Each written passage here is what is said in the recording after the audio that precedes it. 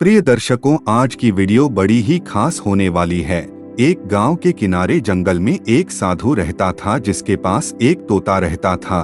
तोता साधु को हर रोज एक कहानी सुनाता था जो बहुत ही सीख देने वाली होती थी और तोते के एक एक शब्द में बहुत गहराई होती थी। तोते की कहानी सुनने के लिए अक्सर गांव के लोग भी आ जाते थे। तोते ने साधु और गांव वालों को एक कहानी सुनाई जो एक पति पत्नी की थी। हम देखेंगे कि इन पति पत्नी के बीच में ऐसा क्या हुआ कि ये वैवाहिक धर्म को छोड़कर गलत कर्म करने को आतुर हो गए। प्रिय दर्शकों, ये वीडियो बहुत ही ज्ञान देने वाला है। आपसे आग्रह है कि वीडियो पूरा देखें। तो प्रिय दर्शकों नमस्कार। दर्शकों, एक छोटे से गांव में जहां चारों ओर हरियाली और शांत वातावरण था, एक खुशहाल परिवार रहता था। इस परिवार के मुखिया रघुवीर एक सम्मानित शिक्षक थे जिन्हें गांव के लोग उनकी ईमानदारी और ज्ञान के लिए बहुत मानते थे। उनकी पत्नी सुशीला, जो एक कुशल गृहिणी थीं, पूरे परिवार की देखभाल में अपना पूरा समय और ऊर्जा लगा देती थीं। सुशीला का स्वभाव सौम्य और ममतामयी था और वह अपने परिवार की हर छोटी बड़ी जरूरत का ख्याल रखती थीं। उनके दो बच्चे अंशु और नेहा उनके जीवन का केंद्र थे। अंशु 12 साल का था, एक तेज तर्रार और जिज्ञासु लड़का जो पढ़ाई में बहुत होशियार था। नेहा, जो 8 साल की थी, मासूमियत और चंचलता की मूर्ति थी। उसका खिलखिलाता चेहरा पूरे घर को जीवंत बना देता था। बाहर से देखने पर रघुवीर और सुशीला का जीवन एक आदर्श जोड़े की तस्वीर प्रस्तुत करता था। उनके पड़ोसी और जान पहचान वाले उन्हें एक मिसाल के रूप में देखते थे। लेकिन उनके इस सुखद जीवन के पीछे कुछ अनकही और अनसुनी सच्चाइयां छिपी हुई थीं। रघुवीर और सुशीला के रिश्ते में कुछ ऐसी दरारें थीं जो बाहर से तो दिखाई नहीं देती थीं, लेकिन धीरे धीरे गहरी होती जा रही थीं। रघुवीर, जो हमेशा अपने कर्तव्यों में लगे रहते थे, कभी कभी परिवार के प्रति अपनी भावनाओं को व्यक्त करने में असमर्थ हो जाते थे। दूसरी ओर सुशीला, जो अपने पति और बच्चों के लिए अपना सब कुछ न्योछावर कर देती थीं, अक्सर यह महसूस करती थीं कि उनकी मेहनत और समर्पण को शायद वह प्रशंसा नहीं मिल रही जिसकी वे हकदार थीं।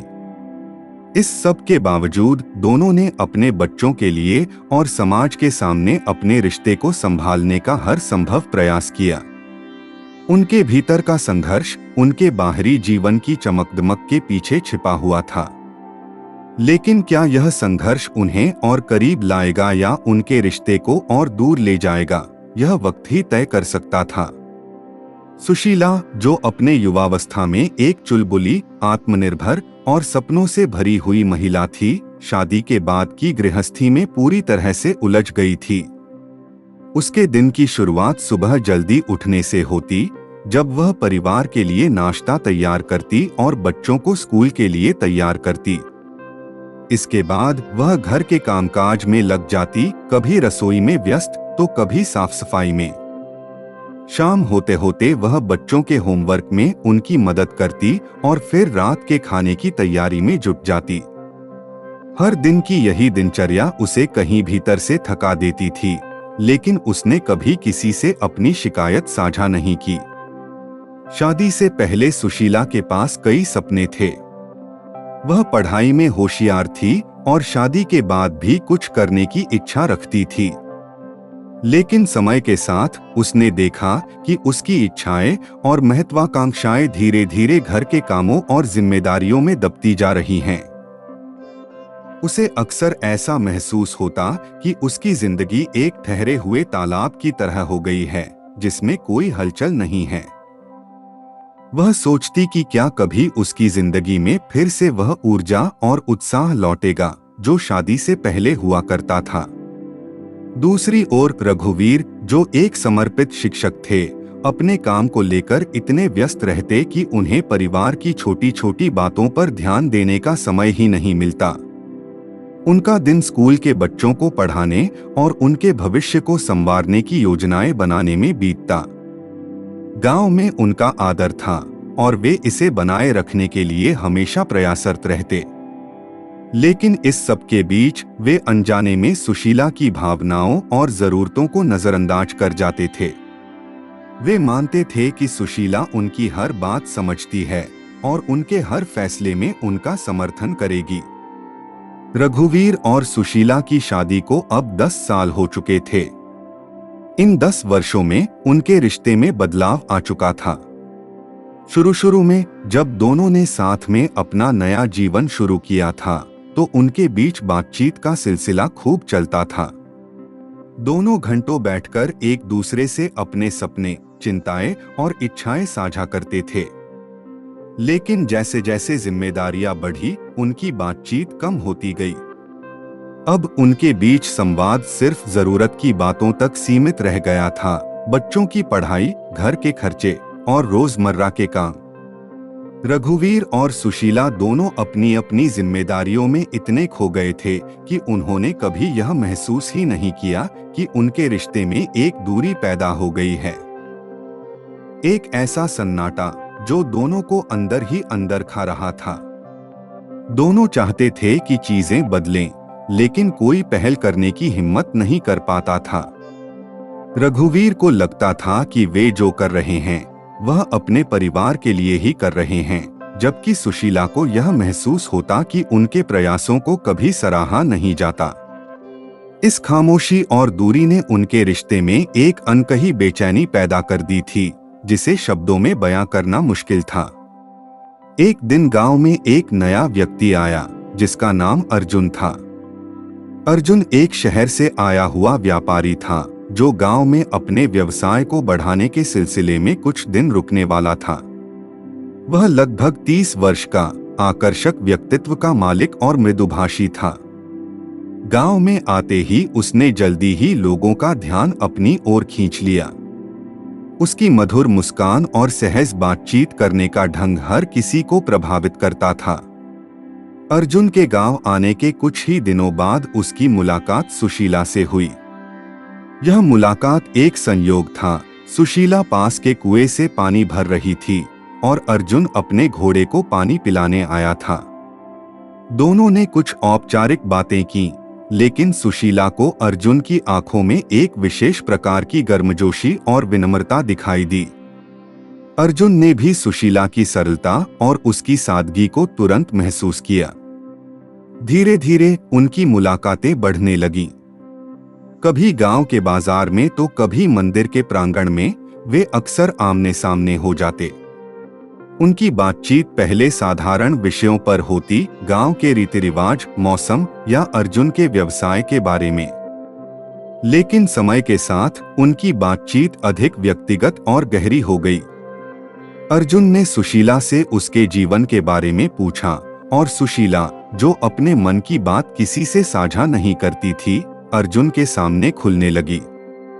अर्जुन के साथ बातचीत करते हुए सुशीला को ऐसा महसूस होता जैसे किसी ने उसे एक नया जीवन दे दिया हो। अर्जुन की बातों में एक ऐसा आत्मविश्वास था जो सुशीला को प्रभावित करता। उसने सुशीला को उसकी क्षमता और महत्व का एहसास कराया। अर्जुन ने उससे कहा, तुम्हारे जैसी निष्ठावान और समर्पित महिला दुर्लभ होती है। तुम्हारी मुस्कान में एक खास जादू है। इन शब्दों ने सुशीला के दिल को गहराई से छू लिया। वह वर्षों से रघुवीर से ऐसी बातें सुनने के लिए तरस रही थी। अर्जुन के साथ सुशीला ने महसूस किया कि वह फिर से वही लड़की बन गई है जो कभी जीवन से भरी हुई थी। उसकी हंसी में अब एक नई चमक थी और उसकी आंखों में एक नया आत्मविश्वास। अर्जुन के साथ बिताए हुए पल उसे उसकी पुरानी चुलबुली और खुशमिजाज छवि की याद दिलाते थे। हालांकि सुशीला को अंदर से यह भी महसूस होता था कि वह जिस राह पर चल रही है वह ठीक नहीं है। अर्जुन के प्रति उसकी भावनाएं बढ़ती जा रही थीं और यह सब उसे एक अजीब उलझन में डाल रहा था। लेकिन अर्जुन के साथ बिताया हुआ हर पल उसे उसके बंधनों से मुक्त करता हुआ महसूस होता था। इन मुलाकातों ने सुशीला के जीवन में एक नया मोड़ ला दिया था और यह मोड़ उसके जीवन में कुछ बड़ा बदलाव करने वाला था। दूसरी ओर रघुवीर का व्यवहार भी धीरे धीरे बदलने लगा। स्कूल में हाल ही में एक नई शिक्षिका प्रिया ने अपनी नौकरी शुरू की थी। प्रिया एक युवा और उत्साही महिला थी जिसकी शिक्षा के प्रति लगन और बच्चों के साथ जुड़ने का तरीका बेहद प्रभावशाली था। उसकी ऊर्जा और नई सोच ने रघुवीर को प्रभावित किया। प्रिया हमेशा कुछ नया करने की कोशिश करती थी, कभी शिक्षण के नए तरीकों को अपनाकर तो कभी बच्चों के लिए क्रियात्मक गतिविधियां आयोजित करके। रघुवीर, जो अब तक अपनी दिनचर्या में उलझे हुए थे, प्रिया के इस जोश को देखकर एक नई प्रेरणा महसूस करने लगे। शुरुआत में रघुवीर और प्रिया के बीच की बातचीत पूरी तरह से पेशेवर थी। वे स्कूल के काम और बच्चों की प्रगति पर चर्चा करते थे, लेकिन धीरे धीरे उनकी बातचीत ने व्यक्तिगत पहलुओं को छूना शुरू कर दिया। प्रिया ने रघुवीर से उनके अनुभवों और उनके जीवन के बारे में पूछना शुरू किया। रघुवीर, जो अब तक अपने भीतर की भावनाओं को दबाकर रखे हुए थे, प्रिया के साथ खुलने लगे। उन्हें प्रिया की बातों में एक नई ताजगी और उसकी मुस्कान में एक अजीब सी आत्मीयता महसूस होती। प्रिया के साथ काम करते हुए रघुवीर को ऐसा लगता कि उनका जीवन फिर से रंगीन हो गया है। प्रिया की तारीफें, उसका उत्साह और उसकी गहरी समझदारी रघुवीर को हर दिन स्कूल जाने के लिए उत्सुक बना देती। रघुवीर को अब अपनी जिम्मेदारियों का बोझ उतना भारी नहीं लगता था, क्योंकि प्रिया के साथ बिताया गया समय उन्हें सुकून देता था। धीरे धीरे रघुवीर को यह एहसास हुआ कि वे प्रिया के प्रति आकर्षित होने लगे हैं। हालांकि उन्होंने इसे अपने मन में ही दबा रखा, लेकिन यह भावनाएं उनके भीतर हलचल मचाने लगीं। इस बीच समय बीतता गया और रघुवीर और सुशीला दोनों अपनी अपनी दुनिया में खोने लगे। सुशीला अपनी मुलाकातों और अर्जुन के साथ बिताए गए पलों में राहत महसूस करती थी, जबकि रघुवीर को प्रिया के साथ काम करने में एक नई ऊर्जा मिलती थी। दोनों के जीवन में बाहरी तौर पर सब कुछ सामान्य दिखता था। रोजमर्रा के काम चलते रहते, बच्चे स्कूल जाते और घर में रसोई से आती खुशबू अभी भी उस गृहस्थी का हिस्सा थी। लेकिन उनके दिलों में एक अजीब सा खालीपन घर कर गया था, जिसे वे स्वीकारने से बच रहे थे। उनकी गृहस्थी अब एक बाहरी ढांचे की तरह बन गई थी, जो दिखने में ठीक ठाक थी, लेकिन अंदर से धीरे धीरे खोखली होती जा रही थी। रघुवीर और सुशीला दोनों को यह एहसास होने लगा था कि उनके रिश्ते में कुछ टूट रहा है, लेकिन दोनों ने इस विषय पर बात करने की हिम्मत नहीं जुटाई। वे अपने बदले हुए भावनात्मक जुड़ावों के बारे में एक दूसरे से कुछ कहने की बजाय इसे अपनी अपनी दुनिया में दबाकर रखते रहे। उनकी चुप्पी और दूरियां बढ़ती जा रही थीं, और साथ ही उनके रिश्ते की नींव डगमगाने लगी थी। दोनों को यह समझ नहीं आ रहा था कि क्या वे अपनी खुशियों को फिर से पा सकेंगे या उनके जीवन के रास्ते अब हमेशा के लिए अलग अलग हो चुके हैं। उनका यह मौन और उलझन उनकी गृहस्थी की सबसे बड़ी विडंबना बन गई थी। एक दिन गांव में सालाना मेला लगा हुआ था। पूरा गांव उत्साह और रंगीन माहौल से सराबोर था। हर तरफ बच्चों की हंसी, खिलौनों की दुकानें और खाने पीने के स्टॉल की खुशबू फैल रही थी। सुशीला, जो लंबे समय से अर्जुन के साथ अपने मन की बातें साझा करती आ रही थी, उस दिन भी अर्जुन से मिलने के लिए मेले में आई थी। वे दोनों मेले के एक कोने में खड़े होकर बातें कर रहे थे। अर्जुन की बातें हमेशा सुशीला को सुकून देती थीं, और उस दिन भी वह उसकी बातों में खोई हुई थी। इसी दौरान रघुवीर अपने स्कूल के बच्चों को मेले में लेकर आया हुआ था। वह बच्चों की निगरानी करते हुए उन्हें झूले और खिलौने दिखा रहा था। अचानक उसकी नजर सुशीला पर पड़ी, जो अर्जुन के साथ खड़ी मुस्कुरा रही थी। यह दृश्य रघुवीर के दिल को चीरने जैसा था। उसने पहले तो अपनी आंखों पर विश्वास नहीं किया, लेकिन जब उसने गौर से देखा तो यह साफ हो गया कि वह सच देख रहा है। रघुवीर के मन में गहरी उदासी और आक्रोश का तूफान उठने लगा। उसने सोचा कि क्या यह वही सुशीला है जो कभी उसकी हर खुशी और हर गम की साथी हुआ करती थी। उसने कुछ पल वहीं खड़े होकर उन्हें देखा, लेकिन उसने उन्हें टोकने या कुछ कहने की बजाय चुपचाप मुड़कर अपने कदम घर की ओर बढ़ा दिए। उसके दिल में एक खालीपन और असहनीय दर्द था। उस रात रघुवीर घर आया, लेकिन उसका मन भारी था। वह पूरे समय सोचता रहा कि क्या उसकी शादी और उसका रिश्ता अब उसी दिशा में बढ़ रहे हैं जहां से लौटना मुमकिन नहीं है। कई घंटों तक खामोशी में डूबे रहने के बाद उसने आखिरकार तय किया कि वह सुशीला से बात करेगा। रात के खाने के बाद जब बच्चे सोने चले गए और घर में सन्नाटा छा गया, रघुवीर ने धीरे से सुशीला से कहा, क्या मैं तुमसे कुछ पूछ सकता हूँ? सुशीला, जो अर्जुन के साथ बिताए समय के बारे में सोच रही थी, चौंक गई। उसने रघुवीर की ओर देखा और उसकी आंखों में एक अजीब सा दर्द देखा। रघुवीर ने गहरी सांस ली और कहा, सुशीला, क्या मैं तुम्हें खुश नहीं रख पा रहा हूँ? यह सवाल सुनते ही सुशीला की आंखों में आंसू भर आए। वह कुछ देर तक चुप रही, जैसे शब्दों को ढूंढने की कोशिश कर रही हो। फिर उसने रुंधे हुए गले से कहा, रघुवीर, मैंने कभी सोचा नहीं था कि मेरी जिंदगी इस मोड़ पर आ जाएगी। मैं हमेशा तुम्हारे साथ रहना चाहती थी, लेकिन इन सालों में हम दोनों के बीच कुछ बदल गया है। मैं भी तुम्हारे साथ वह जुड़ाव महसूस नहीं कर पा रही हूँ जो पहले हुआ करता था। सुशीला की बात सुनकर रघुवीर का दिल और भारी हो गया। उसने कहा, मैंने भी यह महसूस किया है, लेकिन मैं इसे स्वीकारने की हिम्मत नहीं कर पाया।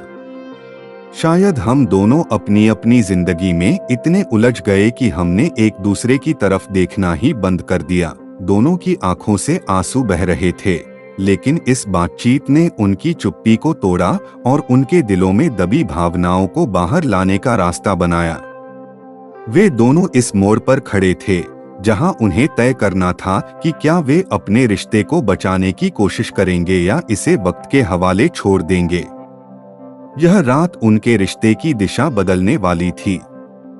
सुशीला, जो अब तक अपनी भावनाएं दबाए हुए थी, पहली बार रघुवीर से खुलकर सवाल पूछ बैठी। उसने आंसुओं से भरी आंखों से कहा, और तुम? क्या तुमने कभी सोचा कि मैं यहाँ अकेले अपने जीवन के खालीपन से कैसे जूझ रही हूँ? तुमने कभी यह समझने की कोशिश की कि मैं हर दिन कितनी अकेली महसूस करती हूँ जब मेरे पास अपना दुख बांटने वाला कोई नहीं होता? रघुवीर, जो अब तक अपने दुख और भ्रम में खोया हुआ था, सुशीला के सवाल से चौंक गया। उसने महसूस किया कि उसने अपनी जिम्मेदारियों और काम में इतना खो दिया था कि सुशीला की भावनाओं और उसकी इच्छाओं की ओर ध्यान ही नहीं दिया। उसे अपनी गलती का एहसास हुआ। कुछ देर तक कमरे में खामोशी छाई रही। फिर रघुवीर ने धीरे से कहा, तुम सही कह रही हो सुशीला।